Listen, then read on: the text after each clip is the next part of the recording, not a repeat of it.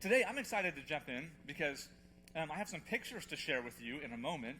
But before that, I just want you to imagine 12 years ago. The year was 2011. I believe Harry Potter and the Deathly Hallows. Did I say that right? I never watched them, so I don't know. I forgot. But that was the number one movie. Adele, Rolling in the Deep, was the number one song. And NCIS, the whole Gibbs slap, was the number one TV show besides Sunday Night Football. You remember 2011? I remember 2011 because it's the year I got married. Aw, thank you. Yes, and I wanted to show you this picture. Look at those babies, okay? Look at that. Now, here's the deal. Who lets their 15-year-old daughter get married? I mean, her parents must have been out of their mind crazy. No, anytime I get to brag on my wife is great.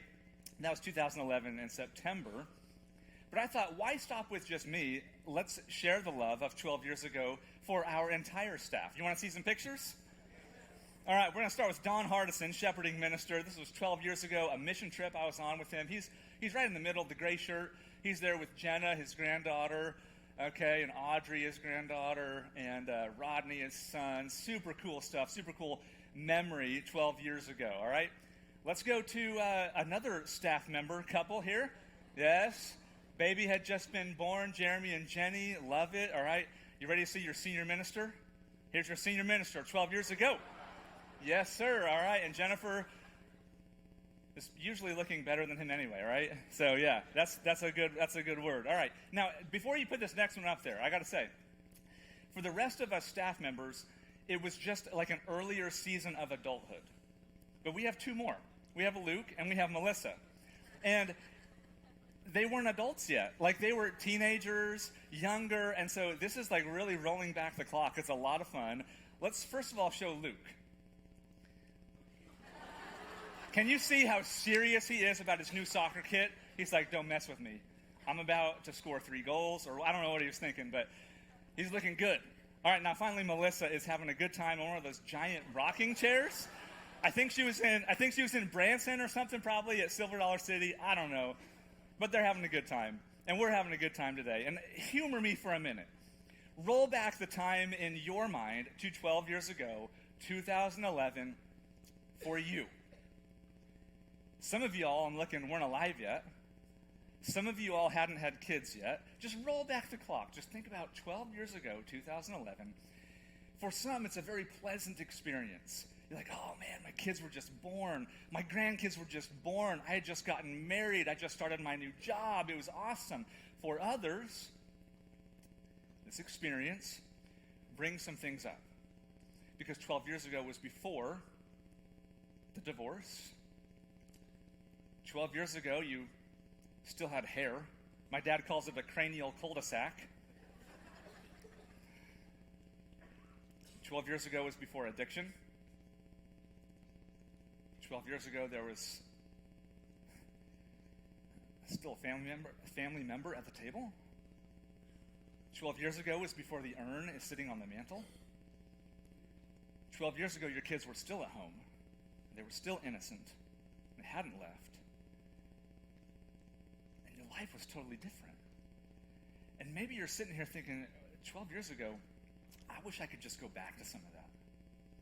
I wish I could go back to 12 years ago on what I had and get back what I lost. Because 12 years has brought some pain in your life.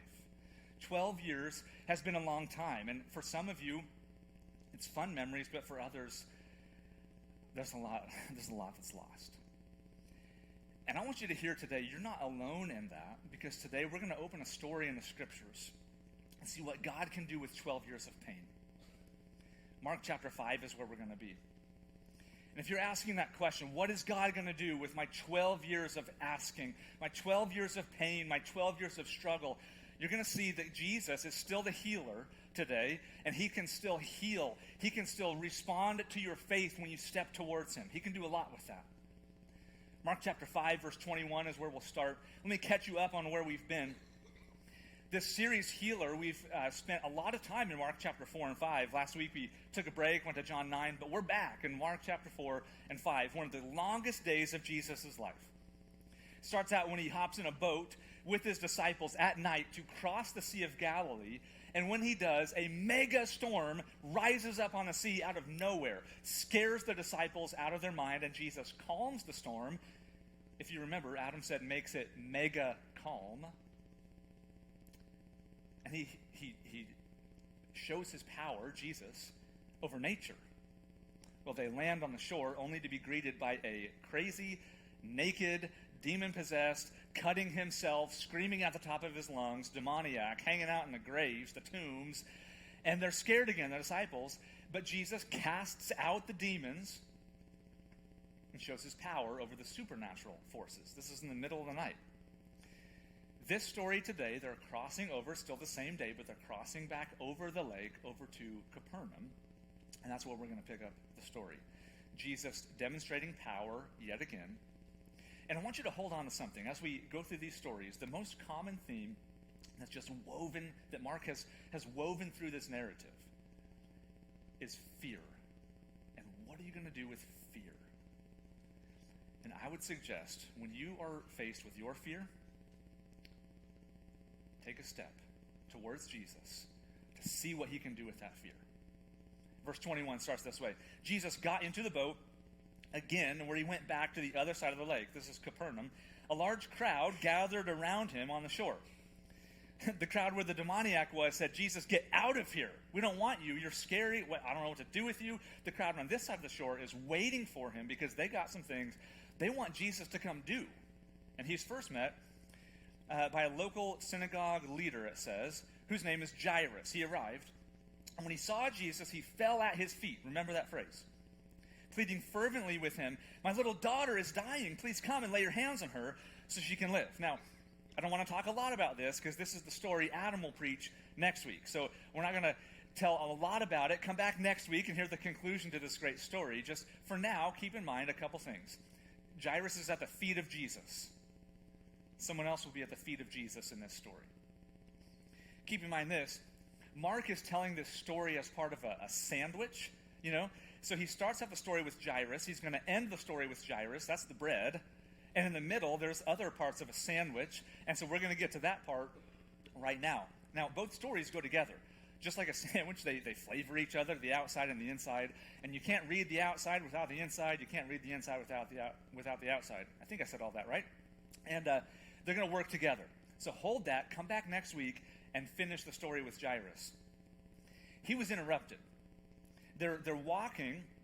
It says Jesus went with him, and all the people were following him, crowding around him. Literally, the word is like a vice. Imagine the crowd that thick, that tight, that strong. A woman from the crowd who had suffered for, 12 years with constant bleeding. She had suffered a great deal from many doctors, and over the years, she had spent everything she had to pay them. But she had gotten no better. In fact, she had gotten worse. 12 years can be a long time, right? You saw some pictures a while ago. 12 years can be a long time. But you put yourself in the shoes of this woman. 12 years. The average lifespan for a man in those days was around 32, but less for a woman. So 12 years is a long time. Over half of her adult life. Over a third of her entire life. 12 years is a long time. The text says she had suffered a great deal of many doctors. What that meant is she had spent everything, which means at one point she was actually rich and wealthy because only the wealthy went to the doctor. So she was in a different social strata at one point. She's lost it all, and now she has no money left. But she didn't just lose her money, she lost her dignity in so many ways. I mean, we can safely assume that because of the condition of this woman, several different things. One, she would just be really, really weak. A loss of blood daily and fluids from your body for 12 years. You imagine you are weak, you are emaciated, you're tired. You ever been tired? Like, it's been a hard week. It's been a hard month. It's been a hard year, maybe. Like, it's just a season where maybe not even a good night of sleep fixes that kind of tired. 12 years of tired. We can safely assume she kind of has an odor around her. We can also safely assume, because of the the lack of sanitary products that we would use today for issues of bleeding in a woman, that she had a daily ritual of washing undergarments, washing bed sheets every single day. I did the math. Over 4,000 loads of laundry because of this condition. She's tired. But perhaps worst of all is that she's ritually unclean. Leviticus 15 had laws against certain types of where you could go and who you could be with if you were ritually unclean. Bleeding was one of those ritually unclean moments that you couldn't go to synagogue, you couldn't be around other people. In fact, if they touched you, they were unclean. So imagine not just 12 years of like not going to church, 12 years of not getting a hug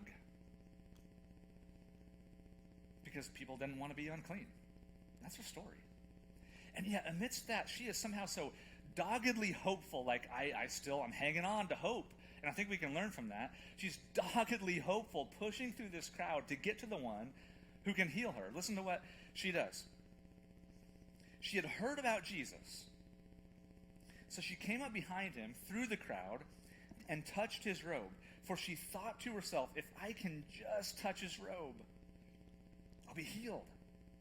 And immediately the bleeding stopped. She could feel in her body that she'd been healed of her terrible condition. Literally, that word means plague or flogging. That's how it felt.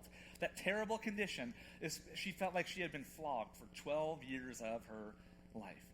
But she's healed immediately, and you wonder, what in the world just happened? Like, did she steal a healing from Jesus? Did she yank it out of him? Like, what happened? Why would she push her way through the crowd? And there's a couple different things, you can think of. Maybe it was a superstitious kind of Hellenistic belief where she's kind of going along with the beliefs of the day. I'm going to reach out and get this magical healing. But there's also some Old Testament history that's kind of fascinating here, where it's Malachi chapter 4, verse 2, that says the Messiah will bring healing in his wings. That word wings, the word that is used to translate that into English, is also used in another part of the Old Testament, in the book of Numbers, to refer to tassels on a prayer shawl. And so the common belief was that when Messiah comes, his wings, the tassels of his prayer shawl, would provide healing if you could just get to it. And maybe that's what she thinks too. Maybe she thinks, if I can just push my way through the crowd, maybe this man is the Messiah, because I've seen what he's done. I've heard about his actions. I've been there. I've seen it. And she does. She pushes through the crowd, and this healing happens instantly. She's healed. And then the Bible gets a little weird, because it's like Jesus didn't know what was going on. Verse 30, Jesus realized at once healing power had gone out from him. That would be weird. I don't know what that felt like. But Jesus is like, whoa, let's stop. Imagine the crowd, remember, they're crowding around him like crazy. He stops. Maybe they're bumping into each other. I don't know. He turns around and he says this silly question, who touched my robe? His disciple said, it was Peter who spoke up actually, said, look at this crowd pressing around you. How can you ask, who touched me? This is like, y'all ever been to a game at UGA and you're leaving? Like, this is it. This is the crowd. And he says, everyone is touching you. What do you mean, who touched me? But verse 32, Jesus kept looking around. And here's literally what that means. The NLT translation here does a great job with that phrase, because it literally means Jesus kept looking around to every eyeball in a crowd. And he's waiting. You ask, why would Jesus do that? Why would he call her out? Why would he embarrass her in front of everyone? Isn't that cruel? Isn't that terrible? You don't want to, she already can't hide herself. So Jesus, you're going to bring her out in public more? What are you doing here? Now, Jesus isn't being cruel. He's not being terrible.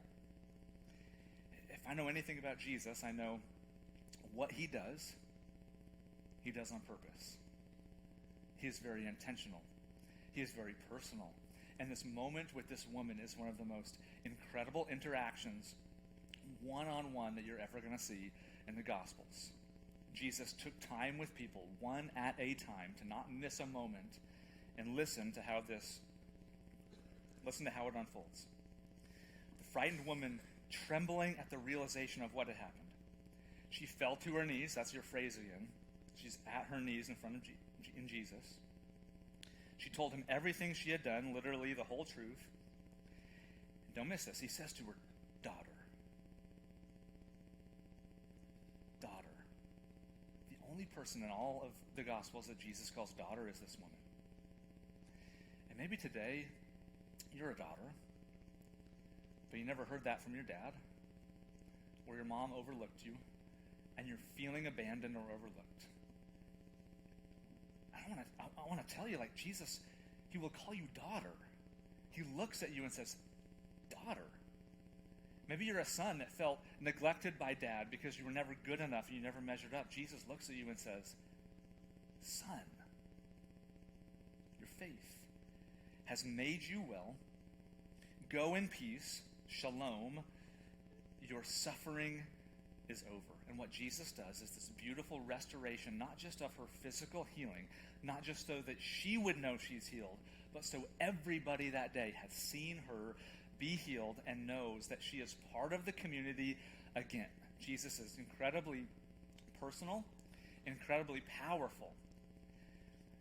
But remember, in the midst of it all, like there's a crowd around him, confused. There's Jairus probably bouncing on one leg to another going, Jesus, come on, like my daughter's dying. But Jesus knew what he was doing the whole time.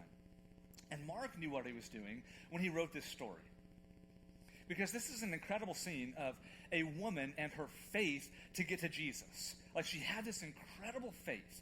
And so I think what Mark, the writer, would ask us to do is just, let's hold up a mirror with this story in mind to our life of faith and just kind of examine our life for a little bit and see what we can learn about faith. So that's what we're going to do now. We're going to look at this woman's story and look at our life of faith and just notice a couple things here. The first is this, about faith. Faith, it's a risk. Okay, so if you're taking notes, man, faith, it's always a risk. And I want to illustrate it this way. You all got in a car this morning and you risked coming to church, right? It was raining outside a lot when you came, right? Like it was pouring. And some of you might have crossed paths with a car that swerved a little bit because they were checking their phone and not the road. Anybody see that? I almost got hit the other day. It scared the snot out of me, all right? Anytime you get in, like your car, it's a risk.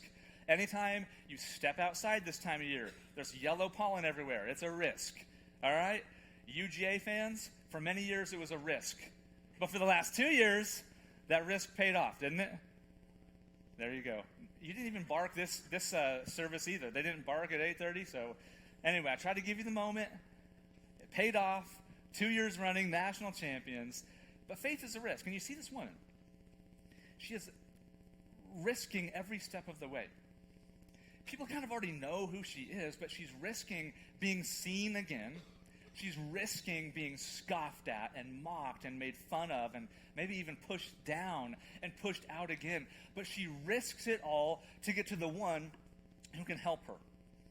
And so I want to ask you just a question, like that was her risk, being seen and noticed and pushed down. What's your risk? Faith? It's a risk. Like maybe you're here today in the room, maybe you're watching online and you're thinking, I'm still skeptical to go all in with Jesus like Abby did. Because I might lose some of my life, my decisions, my preferences. I might lose some of the things I want to do. I just don't know. It's a risk. Some of you today, your risk is to step into a conversation that is an invite to church. It's a gospel conversation to share your faith with a neighbor or a coworker or a boss or a family member, and it's a risk because you're fearing rejection. Some of you your risk is it's a confession. You're hiding something right now. It's an addiction. It's a habit. It is a secret sin, and nobody else in the world knows about it because you're afraid that when someone finds out, what they will think about you is just going to be too much. You're afraid of rejection. You're afraid that you'll be pushed out. That's a risk. Others of you, let me speak to the dads a little bit, husbands. your risk in front of you is just you're afraid. You don't want to risk leading your family in things like out loud prayer. We're going to church every week. We're tithing. And you're afraid you're going to look like you're inadequate. It's a risk. But what I know about Jesus is that faith is worth that risk. Because what Jesus gets crazy excited about is faith. Like Jesus, if faith is a risk, here's what else I know. Jesus rewards faith. He rewards our risk. I mean, if you're taking notes, that's number 2 there. Pretty simple. Faith is a risk, but Jesus rewards faith. So the challenge is going to be for you to take a risk here in a moment. And I want to look at this woman. Let's put verse 34 back on the screen and see this interaction, how Jesus rewards her faith. Look, he says, "Daughter, your faith has made you well. Go in peace. Your suffering is over." And there's a cool thing going on here. Mark does that Matthew and Luke don't do. They also tell this story. But Mark says, he gives 2 phrases here. He says, your faith has made you well, but also be healed of your disease. Like your suffering is over. So he says, you're healed, and also go and be healed. Like, what's going on there? Why would Mark say, be healed, and go and be healed? Like, what is he doing? Well, I want to teach you a little bit of Greek. You can pat yourself on the back because you'll know 2 more Greek words today. Let's put those on the screen. All right, I want to teach you how to pronounce it. The first one is this, sozo. Can you say it? Let's see, 1, 2, 3, sozo. All right, it literally means saved. So when Jesus says your faith has made you well, he literally says your faith has saved you. Full restoration, physical healing, but also a spiritual aspect to this. Now the second one, hugies. Can you say that? Hugies. It's full restoration of physical health. You can see the word hygiene sort of in that, can't you? See it? So what Jesus says, it's kind of wild. He's like, hey, be healed spiritually, but also be healed physically. Like I'm throwing in the physical because your faith has healed you spiritually. It's a really, really cool moment in this woman's life, and it's amazing. And so, but I want to circle back to this phrase, your faith has saved you. What saved the woman? Was it her faith? Because I thought it said power came out from Jesus. So what saved her? Was it her faith or his power? Her faith or his power? I'll tell you in a moment, because there's a little bit of Bible trivia I want you to know about faith. And it's this: Jesus really, really likes faith. He is impressed by it. In fact, 2 times in the Gospels it says Jesus was amazed. Like, can you imagine shocking Jesus, the one who made the world? Right? But 2 times Jesus is like, whoa, I'm impressed. That's awesome. Okay? And the first time is about someone who had faith. Someone who shouldn't have had faith, but he had faith. It was a centurion, a Roman officer. He was in charge of people. And he had a servant that was sick at home. And the story goes like this. He walks up to Jesus and he says, Jesus, I know who you are. Like, I know you have power. And I know that you don't even have to come to my house. You can speak where you are, and my servant who is at home will be made well. And Jesus is like, wow. Like, look at this. He's outside of Israel, but he has faith like I've never seen inside of Israel. And he's amazed at that level of faith. He says so. Well, the other moment where Jesus is amazed is when Jesus goes home to his hometown of Nazareth. It's actually on the same page of this story, Mark chapter 6. Jesus goes home to his hometown of Nazareth, and all these people who have seen Jesus grow up, they saw him toddle around. They saw him start working in the carpenter shop. They saw him with his brothers and sisters. And they're doubting him, like, that's just Jesus. That's just the carpenter. That's just Mary's son. That's just James's brother, Jude's brother. That's just Joseph's son. Like, that's just Jesus. And the text, it says they were deeply offended at Jesus, and they refused to believe in him. Now, church, before we point the finger at hometown Nazareth, just remember, we can get pretty familiar with Jesus too, here every week, singing the songs, knowing the scriptures, and sometimes we forget to step out in faith. Jesus as a prophet is honored everywhere except in his hometown, And because of their unbelief, he couldn't do miracles in his hometown. So Jesus is amazed by faith. You want to amaze Jesus? It's faith. He's amazed at this woman. Back to the question, was it her faith that healed her or Jesus' power that healed her? It was Jesus' power, okay? But faith was the avenue through which that traveled. Faith was the conduit through which that power could work. And I'm just wondering today if some of us haven't seen Jesus' power at work because we haven't taken a risk of faith. I mean, think about it. Like, she had to put herself out there to get that healing, and her faith was rewarded in a powerful way. But if she hadn't have taken that risk, she's not getting the power. And so faith is rewarded by Jesus. Let's circle back again to our questions. What's your risk? Because it's time to take a risk, church. It's time to step out and make a confession. You've been holding that secret way too long. The bottle's got to go. The addiction has to go. The secrecy has to go. You get a brother and sister and you talk about it, because we know that when it hits the light, Jesus' light can heal what was in the darkness. You confessed it to God, and we know 1 John 1:9, we confess to God, he'll heal us. But we also need to remember that when we confess to a brother or a sister, that brings healing. Jesus forgives when we confess our brothers and sisters. That brings healing to our sin. It's time to step out in faith and make that confession. It's time to make an invite. Like, Easter's 2 weeks away. We got cards. So go get a card. Put it on a plate of cookies. Better yet, go get a pint of ice cream from Buttered Udder. All right? It's the best. And deliver it to someone and say, man, can I just tell you what Jesus has done for me? It doesn't have to be complicated. Last week, the story, I was blind, now I see. Tell your story and make the invite, because I just have to think. Some of the power that we haven't seen happen is because we haven't taken the risk of faith to do it. And it's time to take a step. Dudes, like, it's time for you to be men. It's time for you to lead your family. It's time for you to lead your wife. It's time for you to pray together. It's time to take that step, and you're going, Josh, I'm going to feel like an idiot. I'm going to look silly. I don't know the words to say. Excellent. You know why? Because then you can't take credit for what God's going to do. Step out there. And like, I just learned this last week, or was reminded of it. Guys, you want to know how to lower your chances of divorce to 1 in 10,000? Like, those are pretty good odds, right? Would you do it? Just before I tell you what it is, are you going to say yes? Would you do that? Lower your chances of divorce to 1 in 10,000. Here's what it is. Pray out loud with your spouse every day. If you miss a day, don't stress. Don't miss 2. But step out in faith, because Jesus rewards faith. And some of the power that you haven't seen in your life is because you haven't taken a risk. You haven't taken a step. And here's the bottom line. A step towards Jesus, always worth the risk.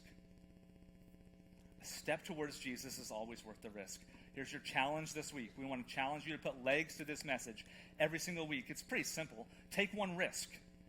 And I'm going to give you some suggestions, some ideas, but you know what God has been laying on your heart and your mind recently.